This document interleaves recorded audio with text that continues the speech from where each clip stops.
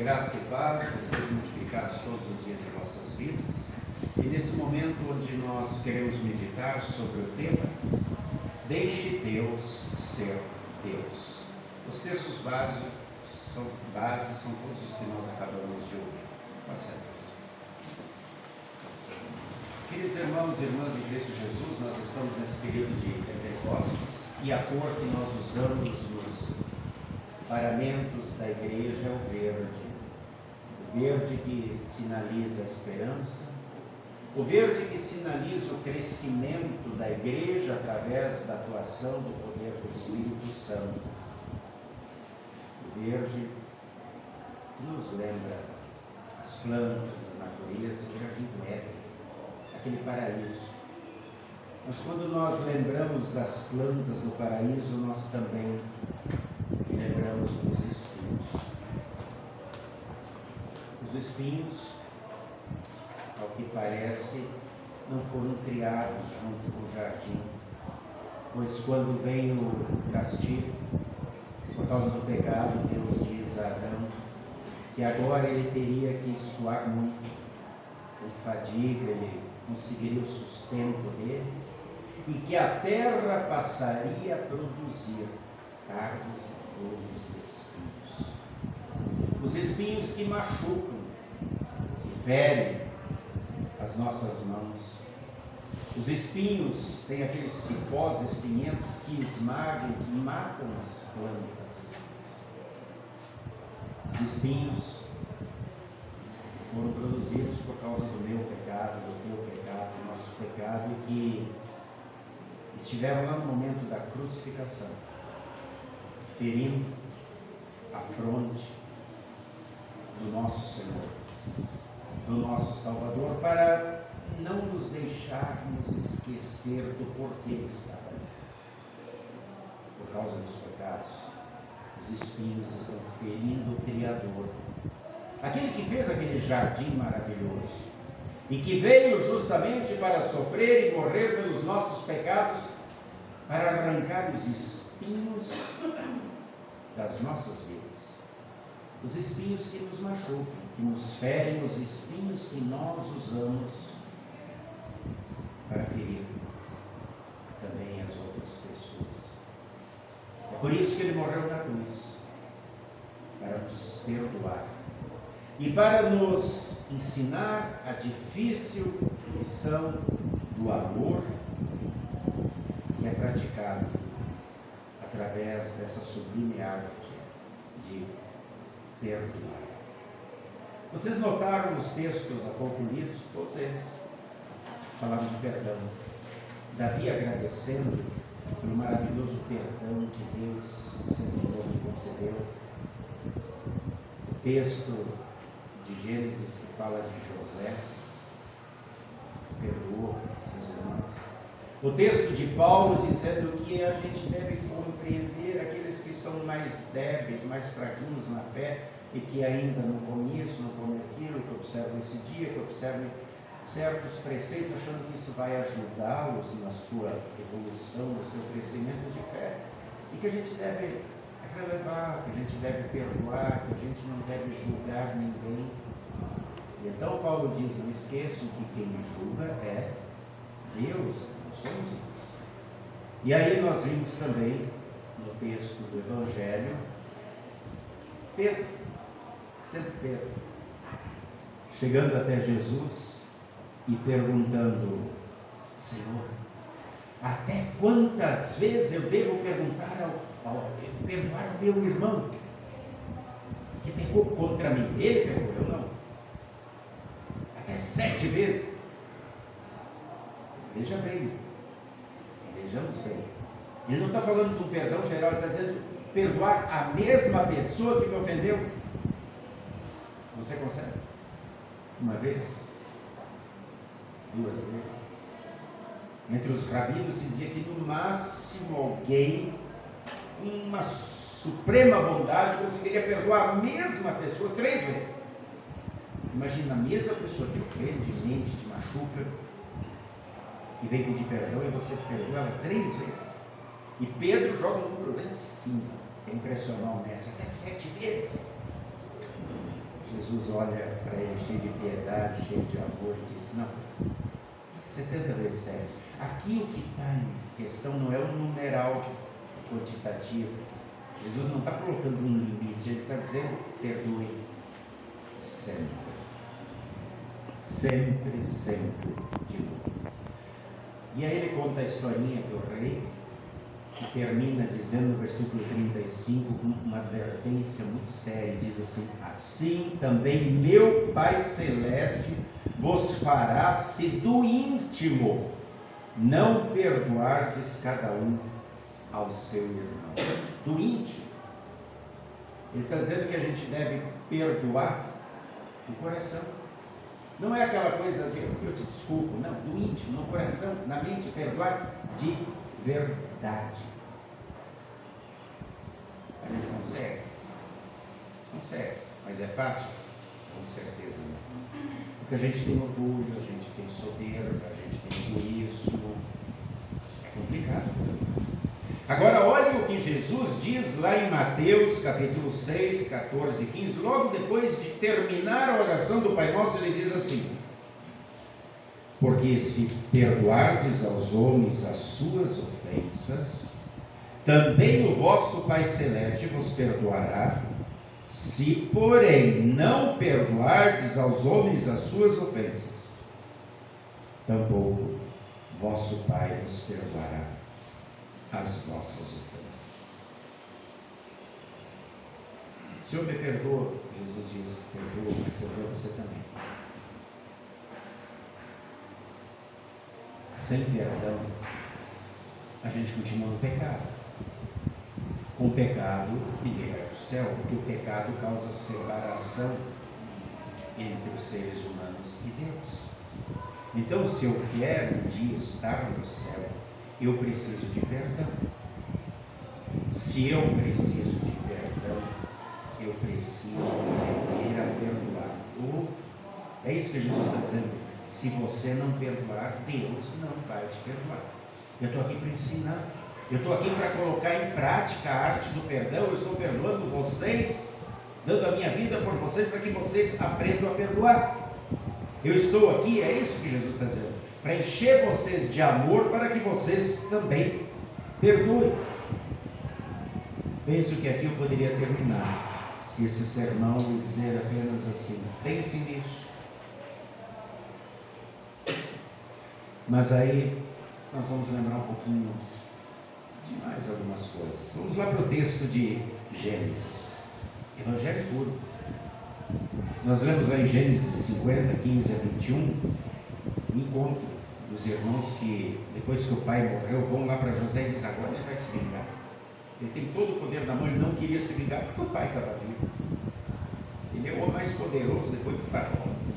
A gente vendeu ele como escravo, a gente mentiu, a gente fez miséria com ele.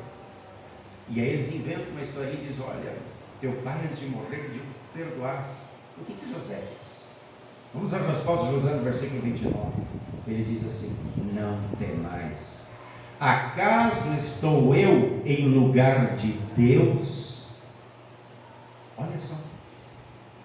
Acaso estou eu em lugar de Deus? Quando nós somos maltratados, a nossa resposta instintiva é sair à caça, né? É a gente se vingar. Instintivamente a gente fecha os punhos e quer o ajuste de contas. É só vocês olharem na televisão, né? Alguém foi atropelado, aconteceu um crime, aí tá a mãe e o pai lá dizendo, eu quero justiça. Na verdade não é justiça, eu quero vingança. A vingança é natural, ela não é espiritual. Vingar-se é a lei da selva, perdoar é a lei do reino. É isso que precisamos aprender.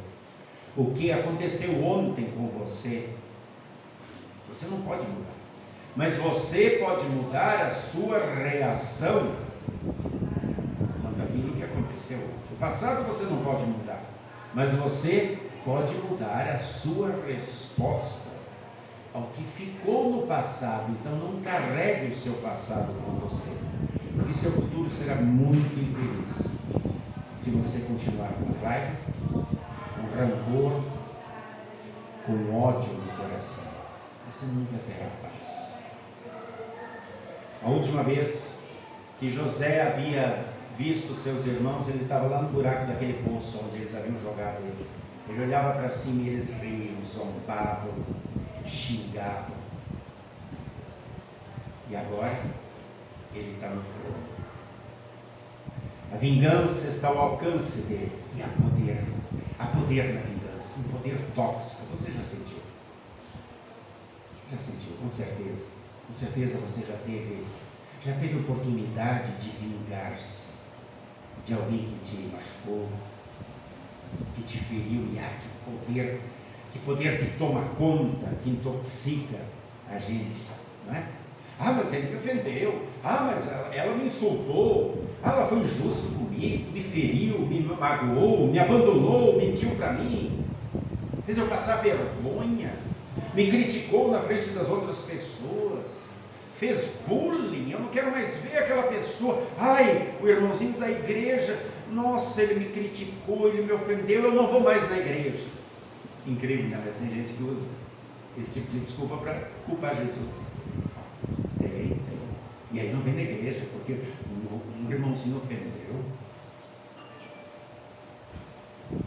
Querido irmão, querida irmã, ficamos felizes em ajustar contas.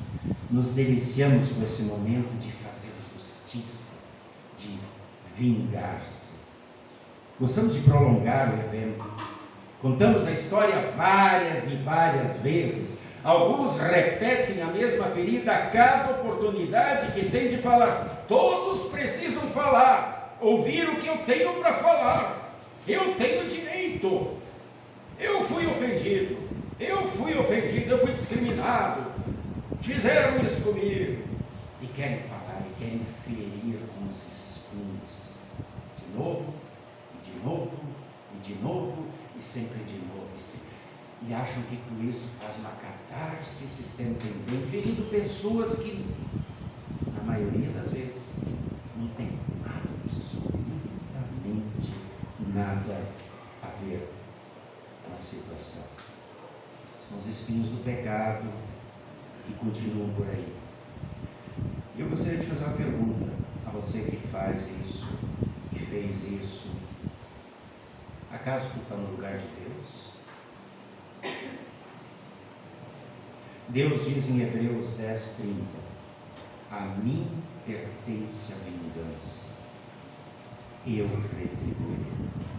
O apóstolo Paulo disse hoje no texto de Romanos: não julguem, não condenem, não falem mal, deixem tudo na mão de Deus. Jesus diz no Evangelho: Deus é o justo juiz, não cabe a nós julgar. Julgar é a função de Deus, não é nossa. Quando você faz isso, você está dizendo que Deus não é capaz, ou que Ele é bonzinho demais com as outras pessoas, que o teu senso de justiça é muito maior, é muito melhor que o de Deus. José entendeu a situação, e entendeu diferente. Por isso ele pergunta: acaso eu estou no lugar de Deus? Claro que não. Eu sei do meu lugar. Eu sei, inclusive, quem me colocou aqui. Vocês fizeram mal contra mim o tempo todo. Me venderam, mentiram para o pai, mentiram para a mãe, mentiram para todo mundo. Eu fui injustiçado, eu fui traído, eu fui caluniado o tempo todo. E o que aconteceu? Deus não me abandonou. E então eu vou afirmar o óbvio de novo: a vingança pertence a Deus. Deus proíbe você de fazer isso, de ficar jogando sujeira no ventilador. Perdão não é dizer que aquele que te machucou tinha razão. Não. Perdão é declarar que Deus é justo e fará o que é certo sempre. Afinal de contas, nós temos tanta coisa para fazer. Será que a gente ainda tem tempo para querer realizar as obras de Deus também? É por isso que eu escolhi como tema: nos deixar Deus ser Deus. Se a gente fizer isso, muita coisa vai mudar na vida da gente. Muita gente que vive carrancudo, pesaroso, querendo sempre jogar a sujeira para fora, vai conseguir dormir aliviado, vai conseguir sorrir, vai ter paz no coração. Perdoar não é esquecer, mas é soltar as amarras que prendem a tua mágoa ao outro. De repente nem lembra mais do que aconteceu. É mandar a culpa, a vingança embora. É não tomar aquele veneno que mata aos poucos. Perdoar é você declarar que quer ter paz no coração. Deus, Ele é aquele Senhor da parábola que perdoa os milhões de talentos de dívida, meus e teus. E Ele espera que você perdoe aqueles pequenos denários que o outro talvez esteja devendo para você, talvez nem esteja, seja coisa da sua cabeça, mas você não consiga descarregar ainda. Deus transforma o mal em bem.